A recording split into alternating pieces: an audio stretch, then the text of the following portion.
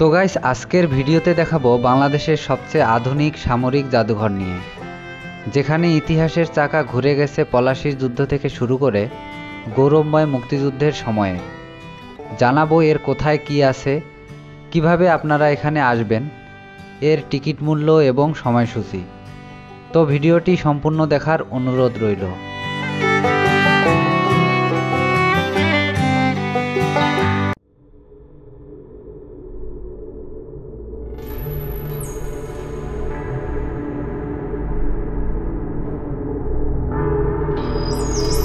তো আসসালামু আলাইকুম এভরিওয়ান, ইটস মি রিয়েস্টার নাহিদ। কেমন আছেন আপনারা সবাই?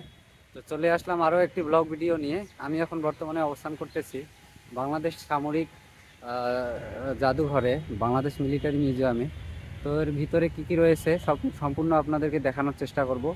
তো চলুন কথা না বাড়িয়ে আজকের ব্লগটি শুরু করা যাক। তো গাইস, প্রথমে আপনাদেরকে মেট্রো অথবা বাস ইউজ করে এই বিজয় সরণি মোড়ে আসতে হবে।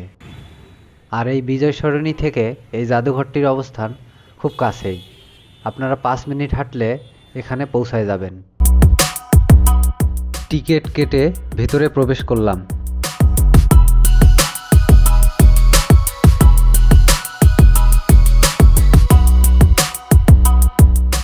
ভিউয়ার্স, এটি যে সামরিক জাদুঘর তা শুরুতে এগুলো দেখলেই এর ভাইবটি প্রকাশ পায়। চলুন ভিতরে প্রবেশ করা যাক। ভিতরে প্রবেশ করে ফেললাম আমরা। এই জাদুঘরটি সম্পূর্ণ 5 তলা বিশিষ্ট, উপরের 2 তলা এবং আন্ডারগ্রাউন্ডে 2 তলা বিশিষ্ট। তো আমরা এখন মাঝখানে অবস্থান করতেছি। তো চলুন যে কোনো এক পাশ থেকে শুরু করা যাক। তো গাইস, শুরুতে ঢুকে হাতের ডান পাশ থেকে শুরু করলাম। যেটি দেখতে পাচ্ছেন এর নাম সারঙ্গ। এই ধরনের নৌযান সাধারণত 17 শতকে মোগল নৌবাহিনী ব্যবহার করত। সারঙ্গ ছিল এই ধরনের জলযানের প্রধান নাবিক, তাই তার নাম অনুসারে এর নাম হয় Sharanga.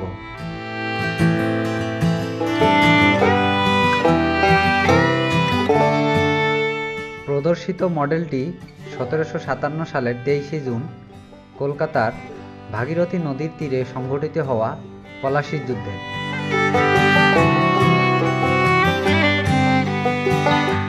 British east India company ও নবাব সিরাজউদ্দৌলার মধ্যে হওয়া যুদ্ধে প্রধান সেনাপতি মীর জাফরের বিশ্বাসঘাতকতার ফলে নবাবের পতন হয় এবং বাংলায় ইংরেজ শাসনের ভিত্তি স্থাপন হয়।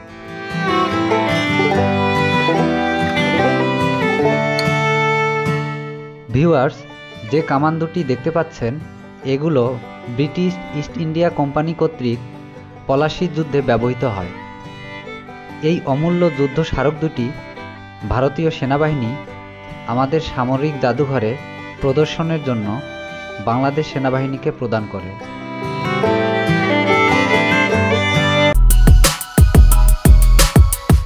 তো চলুন এবার উপরের গ্যালারিতে প্রবেশ করি। এই গ্যালারিতে প্রবেশের পথেই দেখবেন কয়েকজন সেনা আপনার দিকে অস্ত্র তাক করা অবস্থায় রয়েছে, যা দেখে ভয় পাওয়ার কিছু নেই। এগুলো আসলে প্রদর্শিত মডেল। এই গ্যালারিতে বাংলাদেশ সেনাবাহিনীর যুদ্ধকালীন মহড়া থেকে শুরু করে বিভিন্ন অস্ত্রশস্ত্র, কামান, মর্টার শেল, নানা সরঞ্জাম আপনারা দেখতে পাবেন।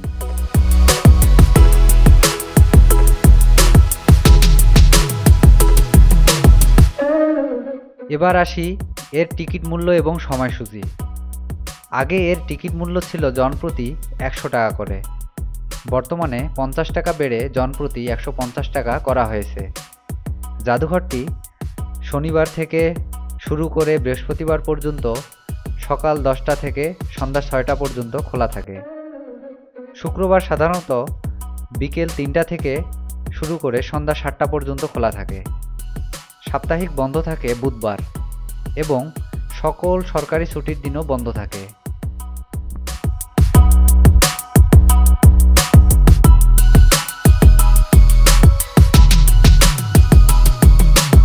তো গাইস, মহান ব্যক্তিটি হচ্ছেন জেনারেল ওসমানী। মুক্তিযুদ্ধের সময় যার অবদান অনেক রয়েছে। তিনি বাংলাদেশ ফোর্সেস সদর দপ্তর থেকে মুক্তিযুদ্ধের সময় সাতক্ষীরা, যশোর, কুষ্টিয়া, পাবনা, রাজশাহী, দিনাজপুর, পঞ্চগড় সহ বিভিন্ন এলাকায় পরিদর্শন করেছেন। সেই সময়ের জিপটি এখানে সংরক্ষণ রয়েছে।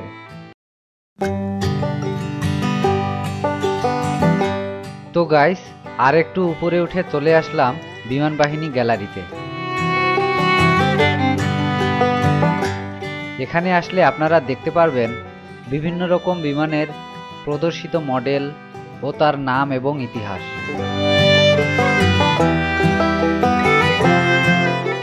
এছাড়াও বিমানে ব্যবহৃত বিভিন্ন অংশগুলো থেকে শুরু করে এর জেট ইঞ্জিন কিভাবে কাজ করে, এখানে আসলে কাছ থেকে দেখে আপনাদের ভালো লাগবে।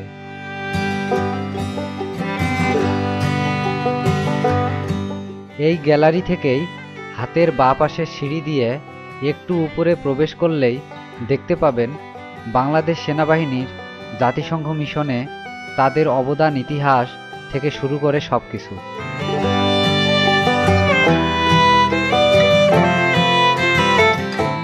এরপর চলে যাব আন্ডারগ্রাউন্ডে নৌবাহিনী গ্যালারিতে। এখানে আসলে দেখতে পাবেন বাংলাদেশ নৌবাহিনীতে ব্যবহৃত যুদ্ধজাহাজ থেকে শুরু করে সবকিছু।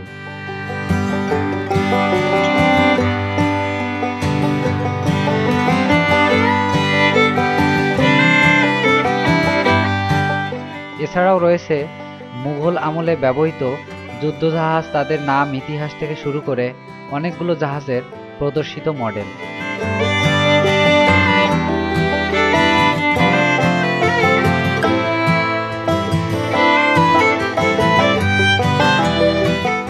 এটি হচ্ছে মুঘল যুদ্ধজাহাজ। মধ্যযুগের শেষ ভাগ হতে আধুনিক যুগের প্রথম ভাগ পর্যন্ত বাংলা তার নৌবাহিনী এবং জাহাজ নির্মাণ ঐতিহ্যের জন্য সুপরিচিত ছিল। বাংলায় নির্মিত মুঘল যুদ্ধজাহাজের মডেলটি এখানে প্রদর্শিত হয়েছে। এসব জাহাজ সাধারণত 2 বা 3 পাল বিশিষ্ট এবং দৈর্ঘ্য অনুপাতে প্রস্থ বড় হতো, যার সামনের দিকে অধিকাংশ কামান সজ্জিত থাকত।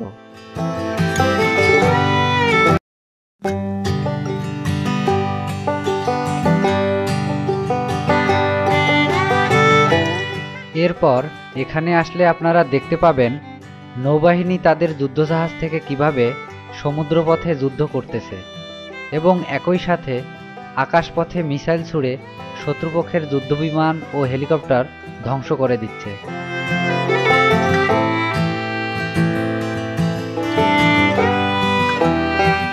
তো ভিউয়ার্স, এরপরে চলে যাব একবারে নিচের গ্যালারিতে। এখানে আসলে আপনারা অনেক কিছুই দেখতে পাবেন। এখানে একটি মডেল সাবমেরিন রয়েছে, যা সমুদ্রের তলদেশে কিভাবে পরিচালিত হয় এবং সমুদ্রের তলদেশে দেখতে কীরকম হয় তার সম্পূর্ণ ধারণা এখানে আসলে পেয়ে যাবেন।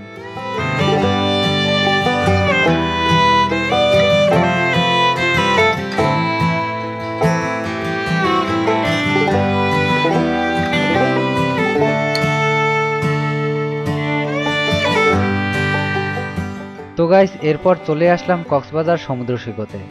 কি তাই ভাবছেন? তো আসলে এখানে আসলে এইরকম সমুদ্রের ঢেউ আছড়ে পড়া এবং কাঁকড়ার লুকোচুরি দেখে আপনার ঠিক তাই মনে হবে।